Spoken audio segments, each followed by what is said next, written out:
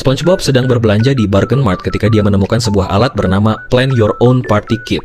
Karena penasaran, SpongeBob membeli alat tersebut dan mulai merencanakan pesta di rumahnya. SpongeBob kemudian membuat daftar tamu dan mengundang hampir semua orang yang dikenalnya. Tidak hanya menyiapkan makanan dan dekorasi, SpongeBob juga membuat jadwal untuk setiap kegiatan selama pesta. Mulai dari waktu tamu datang, pembagian tanda nama, lomba makan kerupuk, hingga berbagai permainan. SpongeBob bahkan menentukan kapan para tamu harus melakukan setiap kegiatan. Ketika pesta dimulai, para tamu mulai berdatangan. Namun karena SpongeBob terlalu sibuk mengikuti jadwal, suasana pesta justru menjadi sangat kaku. Para tamu sebenarnya ingin bersenang-senang sendiri, tetapi SpongeBob terus mengingatkan mereka agar mengikuti jadwal. Sampai akhirnya SpongeBob menyadari para tamu mulai melakukan kegiatan yang tidak sesuai dengan rencananya. Ada yang menari, ada yang makan kue lebih awal, dan suasana pesta mulai ramai. SpongeBob langsung panik dan menghentikan semuanya. Dia kemudian menyuruh semua tamu duduk di sofa karena menurut jadwal saat itu adalah waktunya membaca komik dari koran. Tapi ternyata koran yang dimiliki SpongeBob adalah koran kemarin. Akhirnya SpongeBob keluar rumah untuk mengambil koran yang baru.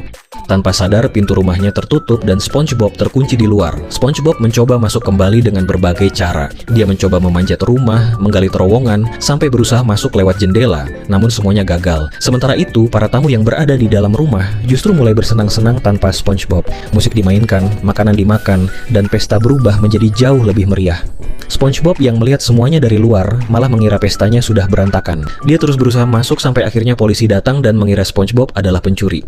Setelah menjelaskan bahwa itu sebenarnya rumahnya sendiri, polisi akhirnya pergi. Keesokan paginya, SpongeBob akhirnya berhasil masuk ke rumah. Dia melihat rumahnya sudah berantakan setelah pesta. Namun Patrick mengatakan bahwa pesta tersebut sangat menyenangkan. Para tamu lainnya juga pulang sambil mengatakan bahwa mereka menikmati pestanya. SpongeBob akhirnya sadar kalau pesta tidak perlu direncanakan sampai sedetail itu. Dan yang lebih lucu, ternyata selama ini SpongeBob punya kunci cadangan yang disimpan tepat di bawah keset rumahnya.